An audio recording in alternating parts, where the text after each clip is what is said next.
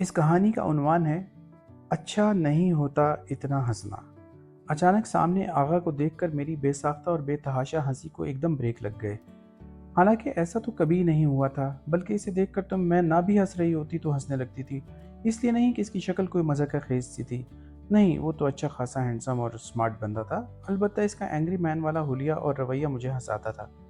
ہر وقت ماتھے پر بل اور آنکھوں میں غصہ، جیسے اس کا بس چلے تو اس پوری دنیا کو پل میں تہس نہس کر دے۔ میرا خیال تھا، بلکہ مجھے یقین تھا کہ وہ محض دوسروں کو متوجہ کرنے کے لیے اس طرح پوز کرتا ہے، ورنہ اس کے ساتھ ایسی کوئی انہونی تو نہیں ہوئی تھی، اور اگر انہونی ہوئی بھی تھی تو اس میں ہم سب کا کیا قصور تھا جو وہ ہم سے خفا خفا اور اکڑا اکڑا رہتا تھا۔ مجھے نہیں یاد کہ میں نے کبھی اسے ہنستے مسکراتے یا سب کے ساتھ بیٹھ کر خوشگپیاں کرتے دیکھا ہو۔ سب سے الگ تھلگ اس کی اپنی ایک دنیا تھی جس کے بارے میں بالکل نہیں جانتی تھی کہ وہ کیسی ہے، اور میں تو آغا کو بھی شروع سے نہیں جانتی۔ میرا مطلب ہے بہت زیادہ نہیں جانتی۔ بس جس طرح اور کزنز کے نام معلوم تھے اور یہ کہ وہ کون سے چچا یا تایا کی اولاد ہیں، اسی طرح آغا کے بارے میں بھی صرف اتنا معلوم تھا کہ وہ تایا جی کا سب سے بڑا بیٹا ہے۔ کیونکہ میں شروع سے امی ابو کے ساتھ لاہور میں رہی، سال 2 سال بعد 15-20 دن کے لیے کراچی جانا ہوتا، تو بھی دن گھومنے پھرنے اور سب کے ساتھ ہلڑ بازی کرنے میں اتنی جلدی گزر جاتے کہ خاص طور سے کسی کو جاننے کا موقع ہی نہیں ملتا تھا۔ ابھی 2 سال پہلے دادا ابو کے بے حد اصرار پر ابو لاہور چھوڑ کر کراچی شفٹ ہوئے تھے۔ جب سب کے ساتھ رہنے کا موقع ملا تو آہستہ آہستہ سب کے مزاج سے آشنائی بھی ہونے لگی۔ مجھے یاد ہے کراچی شفٹ ہونے کے کوئی تیسرے دن بعد میری آغا سے ملاقات ہوئی تھی، بلکہ میں خود ہی اس کے سامنے جا کھڑی ہوئی تھی، کیونکہ پہلے اور دوسرے دن میں نے اسے غیروں کی طرح گھر میں آتے جاتے دیکھا تھا، اور اس وقت میں نے سوچا تھا جس طرح میں اور سب کزن سے ملی ہوں، آغا سے بھی ملنا چاہیے، ہو سکتا ہے وہ اسی انتظار میں ہو۔ اور تیسرے دن میں اس کے سامنے جا کھڑی ہوئی۔ آغا، تم نے مجھے پہچانا؟ میرے پوچھنے پر اس نے بغور میری طرف دیکھا، پھر سر ہلاتا ہوا بولا تھا، ہاں، تم غالباً رمشا ہو نا؟ ارے، تم نے تو واقعی مجھے پہچان لیا۔ میں تو سمجھی تھی تم جو بھی سمجھی تھی، مجھے اس سے کوئی غرض نہیں، وہ کھردرے لہجے میں کہتا ہوا آگے بڑھ گیا تھا، اور میں پتہ نہیں کیوں کچھ مرعوب سی ہو گئی تھی۔ ایک تو اس کی پرسنالٹی، دوسرے رعونت بھرا انداز کہ مجھے اپنا آپ اس کے سامنے بہت چھوٹا لگا۔ اس کے بارے میں میری پہلی رائے یہ تھی کہ وہ کسی اونچے عہدے پر فائز خاصی معتبر شخصیت اور اپنے سے کم تر درجے کے لوگوں سے بات کرنا اپنی توہین سمجھتا ہے۔ اس لیے اگلے کئی دن تک میں اس کے سامنے بڑی مہذب بنی رہی، کیونکہ مجھے معلوم تھا کہ ایسے لوگ ویل مینرڈ اور ڈسپلن کے کتنے پابند ہوتے ہیں۔ اس کے سامنے میں اپنی آواز دھیمی کر لیتی، چال متوازن اور بے سروپا گفتگو سے پرہیز۔ اور جب مجھے اس کی حقیقت معلوم ہوئی تو پہلے میں کتنی دیر تک حیرتوں کے سمندر میں غوطے کھاتی رہی۔ اس کے بعد اپنے آپ کو ضرورت سے زیادہ مہذب پوز کرنے پر بے حد خجالت محسوس ہوئی، اور آ کر میں ایسی ہنسی جو آغا کو سامنے پا کر بھی نہیں رکی تھی۔ نان سینس! اس کی آنکھوں سے شعلے نکل رہے تھے اور میری پوری بتیسی اسی طرح باہر تھی۔ تب وہ میری کلائی تھام کر مجھے سب کے درمیان سے گھسیٹ لے گیا۔ راہداری میں آتے ہی دانت پیس کر کہنے لگا، کیوں ہنس رہی تھی؟ اس گھر میں ہنسنے پر پابندی ہے کیا؟ میں نے بمشکل ہنسی روک کر اطمینان سے پوچھا تھا۔ میرا بس چلے تو میں پوری دنیا میں ہنسنے پر پابندی لگا دوں۔ اچھا؟ میں پھر ہنسی تو ایک جھٹکے سے میری کلائی چھوڑ کر اپنے کمرے کی طرف مڑ گیا۔ اور اس رات جب میں سونے کے لیے لیٹی تو اس کے بارے میں سوچتے ہوئے ایک بار پھر حیران ہو رہی تھی۔ وہ بہت چھوٹا سا تھا، غالباً 2 یا 3 سال کا، جب تائی جی یعنی اس کی امی تایا جی سے طلاق لے کر یہ گھر چھوڑ گئی تھی۔ انہیں دادا ابو کے گھر کا مخصوص یا روایتی قسم کا ماحول پسند نہیں تھا۔ شروع میں انہوں نے یقیناً تایا جی کو الگ گھر لینے پر مجبور کیا ہوگا، لیکن تایا جی پرانے خیال کے آدمی تھے، وہ اپنے ماں باپ کو چھوڑ کر جانے پر آمادہ نہیں ہوئے، اور ان کی قدر آزاد خیال بیگم اس ماحول سے سمجھوتا نہ کر سکی اور طلاق کا مطالبہ کر دیا۔ ایسے میں انہیں آغا کا خیال بھی نہیں آیا کہ ان کے اس اقدام سے اس پر کیا اثر پڑے گا۔ پتہ نہیں انہوں نے اپنی ممتا کا گلا کیسے گھونٹا۔ بہرحال بظاہر وہ بخوشی آغا سے دستبردار ہو کر گئی تھی، اور کوئی 6 مہینے بعد نیا گھر بھی بسا لیا۔ البتہ تایا جی اگلے کئی برسوں تک سنبھل نہیں سکے تھے۔ ان کا خیال تھا وہ آغا کے لیے سرمایہ حیات تھے، کیونکہ وہ تایا جی کی محبتوں کا بلا شرکت غیر مالک رہا تھا۔ پھر دادا ابو نے تایا جی کو احساس دلانا شروع کیا کہ وہ اتنی طویل زندگی تنہا بسر نہیں کر سکتے، کبھی نہ کبھی انہیں کسی ساتھی کی ضرورت محسوس ہوگی۔ شروع میں تایا جی ٹالتے رہے، لیکن پھر شاید وہ خود کسی ساتھی کی ضرورت محسوس کرنے لگے تھے جو ان کے دکھ سکھ شیئر کر سکے۔ جس وقت انہوں نے دادا ابو کے سامنے ہتھیار ڈالے، اس وقت آغا 10 سال کا تھا۔ یہ وہ عمر ہوتی ہے جب بچہ چیخ چیخ کر رونا اور ایڑیاں رگڑ کر ضد کرنا تقریباً چھوڑ چکا ہوتا ہے۔ اسی عمر میں انا اور خودداری کا جذبہ بیدار ہونے لگتا ہے۔ کوئی بھی غلط کام کرنے سے پہلے یہ خیال ضرور آتا ہے کہ کہیں دوسروں کی نظروں میں گر کر ذلیل نہ ہونا پڑے۔ ایک طرح سے انا اور خودداری کو ٹھیس لگنے کا اندیشہ ہوتا ہے۔ زندگی کا یہ پہلا سٹیج جہاں دل پر شدید لگی چوٹ کو دوسروں سے چھپایا جائے۔ تو پھر باقی تمام حیات بھرم رکھنا پڑتا ہے۔ اور اسی پہلے سٹیج پر آغا کے معصوم دل کو شدید چوٹ اس وقت لگی جب ایک دوسری عورت اس کے اور تایا جی کے درمیان آ گئی۔ محبت کے بٹوارے پر اس وقت اس کا دل چاہا کہ وہ چیخ چیخ کر روئے اور ایڑیاں رگڑ رگڑ کر ضد کرے کہ اس تیسرے وجود کو اس کے اور تایا جی کے درمیان سے نکال کر کہیں دور پھینک دیا جائے، لیکن وہ اندر ہی اندر گھٹ کر رہ گیا۔ اپنے دل پر لگی شدید چوٹ دوسروں سے محض اس لیے چھپا گیا کہ کہیں تماشا نہ بن جائے، لیکن پھر بھی وہ تماشا بن گیا، شاید اس لیے کہ وہ چیخ چیخ کر رویا نہیں تھا، جس کا نتیجہ یہ نکلا کہ اس کی آواز سخت اور لہجہ کھردرا ہو گیا۔ اور اس وقت اگر ایڑیاں رگڑ رگڑ کر ضد کر لیتا تو شاید آج چلتے ہوئے اس کے قدم اتنی زور سے زمین پر نہ پڑتے۔ پھر تایا جی اس سے غافل نہیں ہوئے تھے، لیکن وہ اتنا متنفر ہو چکا تھا کہ پھر کبھی ان کے قریب نہیں گیا اور ان کی ہر بات کا الٹ کرنا جیسے اس نے اپنا مقصد بنا لیا تھا۔ اس سے کسی اور کا اتنا نقصان نہیں ہوا جتنا خود اس کا تعلیمی میدان میں۔ وہ گھر کا سب سے بڑا ہونے کے باوجود سب سے پیچھے رہ گیا، انٹر تک بمشکل پہنچا اور اس کے بعد پڑھائی چھوڑ دی۔ دادا، ابو، تایا جی اور گھر کے ہر فرد نے اسے سمجھانے کی بہت کوشش کی کہ کم از کم اپنی زندگی تو برباد نہ کرو، لیکن اس پر کسی کے سمجھانے کا کوئی اثر نہیں ہوا تھا، بلکہ وہ گھر سے ہی دور رہنے لگا۔ سارا دن پتہ نہیں کہاں کہاں کی خاک چھانتا، شام ڈھلے لوٹتا تو کسی سے بات کیے بغیر اپنے کمرے میں بند ہو جاتا اور کبھی تو بہت دن اپنے کمرے میں سے نکلتا ہی نہیں تھا۔ میں یہ سارے حالات نہیں جانتی تھی، کبھی امی ابو نے بتایا ہی نہیں تھا، جب بھی میں اس کے اکھڑے اکھڑے اور لفٹ نہ کرانے والے رویے سے مرعوب ہو گئی تھی اور یہ سمجھ بیٹھی تھی کہ وہ کوئی بہت اونچی شے ہے۔ پھر جب عالیہ اور سدرا کی زبانی مجھے اس کی حقیقت معلوم ہوئی تو میں بہت ہنسی، حالانکہ یہ ہنسنے والی باتیں نہیں تھیں، اور اس وقت تو مجھے ہنسی اپنے آپ پر آئی تھی کہ میں اسے کیا سمجھی تھی اور وہ کیا نکلا۔ بہرحال جب میں نے سنجیدگی سے اس کے حالات کو سوچا تو فطری طور پر مجھے دکھ ہوا تھا اور دل ہی دل میں اس کے لیے کڑی بھی تھی، لیکن پھر مجھے اس پر غصہ آنے لگا کہ اس پوری دنیا میں ایک وہی تو نہیں ہے جس کے ساتھ ایسا ہوا ہے، اور بہت سے لوگ ہیں جن کا دنیا میں کوئی نہیں ہوتا پھر بھی وہ خوش رہتے ہیں، جبکہ آغا کی تو صرف امی اس سے دور ہوئی تھی، باقی سب لوگ تو موجود تھے اور اس سے محبت بھی کرتے تھے، اس کے باوجود وہ خفا خفا تھا۔ میرے نزدیک اس کی یہ خفگی بے معنی تھی۔ شروع میں نے اسے یہ سمجھانے کی کوشش بھی کی کہ وہ مرد ہے اور اسے حالات کو مردوں کی طرح فیس کرنا چاہیے، لیکن اس نے مجھے اس بری طرح ڈانٹا کہ اس وقت میرا دل چاہا میں اپنے ناخنوں سے اس کا چہرہ نوچ کر لہو لوہان کر دوں، جس پر جمی بڑی بڑی آنکھیں میری طرف نفرت کے شعلے پھینک رہی تھیں، اور اس کی زبان سے نکلا ہر لفظ مجھ پر واضح کر رہا تھا کہ وہ دنیا کی ساری عورتوں کو اپنی ماں جیسا سمجھتا ہے، جو اپنی آزادی کی راہ میں اولاد کو بھی پاؤں کی زنجیر نہیں بننے دیتی۔ میں اس کا منہ نہیں دبوچ سکی تھی، اس لیے اس پر ہنسنے لگی۔ اس کے بعد میری یہ عادت بن گئی کہ جب اس پر نظر پڑتی میں ہنسنے لگتی، پتہ نہیں اس سے میرے اندر کے کس جذبے کو تسکین ملتی تھی کہ میں اپنی ہنسی سے اس کے اندر آگ لگا کر خوش ہوتی تھی۔ کئی بار عالیہ اور سدرا نے مجھے ٹوکا، مجھے احساس دلانے کی کوشش کی کہ میں اس شخص کے ساتھ جو پہلے ہی ٹوٹا اور بکھرا ہوا سا ہے، اس کے ساتھ بہت غلط کر رہی ہوں، لیکن میں ان کی باتوں کو بھی ہنسی میں اڑا گئی۔ اور ابھی میں عالیہ کی کسی بات پر بے تحاشا ہنس رہی تھی کہ اچانک آغا کو سامنے دیکھ کر میری ہنسی کو ایک دم بریک لگ گئے۔ پہلے میں حیران ہوئی، سٹپٹائی کہ یہ مجھے کیا ہوا ہے، پھر بغور اسے دیکھا اس کی سرخی مائل آنکھوں میں جانے کیا تھا کہ میں نے نظریں چرا گئی، اور وہ اپنے مخصوص انداز میں فرش پر زور سے پاؤں مارتا ہوا میری طرف آیا۔ بس پھر ایک پل کو وہ میرے قریب رکا اور فوراً آگے بڑھ گیا، اور مجھے یوں لگا جیسے میری پوری ہستی اس کے پیروں کی زوردار ٹھوکروں میں آ گئی ہو۔ آج تم بچ گئی آغا کے ہاتھ سے، عالیہ میرے پاس آ کر کہنے لگی، ورنہ اس کے تیور بڑے خطرناک تھے، کیا کر لیتا وہ۔ میں ایک دم ہوش میں آ گئی، بہت جنونی لگ رہا تھا، وہ کچھ بھی کر سکتا تھا، میرا مطلب ہے تمہیں قتل۔ سدرا خود سہمی ہوئی لگ رہی تھی، مجھے ڈراتے ہوئے مری مری آواز میں بولی تو مجھے ہنسی آ گئی۔ تم ہنس رہی ہو؟ تم نے بات ہی ایسی کی ہے، ابھی کوئی ایسا پیدا نہیں ہوا جس کے ہاتھ میری گردن تک پہنچ سکیں، سمجھی تم؟ میں نے بظاہر اپنے آپ کو مضبوط پوز کیا، لیکن سینے کے اندر میرا دل بڑی زور سے دھڑک رہا تھا۔ اس سے پہلے کہ دھڑکنوں کا شور ان دونوں کو سنائی دیتا میں ان کے پاس سے ہٹ گئی۔ پھر اگلا پورا ہفتہ آغا اپنے کمرے سے نہیں نکلا۔ اس دوران مجھ پر عجیب سی جھنجھلاہٹ سوار رہی، یوں لگا جیسے میں اس کے سامنے ہار گئی ہوں، اور مجھے کیونکہ اپنی ہار منظور نہیں تھی اس لیے چاہتی تھی کہ وہ سامنے آئے اور میں اپنی ہنسی کو تمسخرانہ رنگ دے کر وہیں سے شروع کروں جہاں سے ہفتہ بھر پہلے اس کے سامنے رکی تھی، بلکہ خود بخود رک گئی تھی۔ لیکن وہ تھا کہ کمرے سے نکلنے کا نام ہی نہیں لے رہا تھا۔ کوئی ہفتے بھر بعد ناشتے کی ٹیبل پر تایا جی کی باتوں سے میں نے اندازہ لگایا کہ وہ آج صبح ہی صبح کہیں نکل گیا ہے۔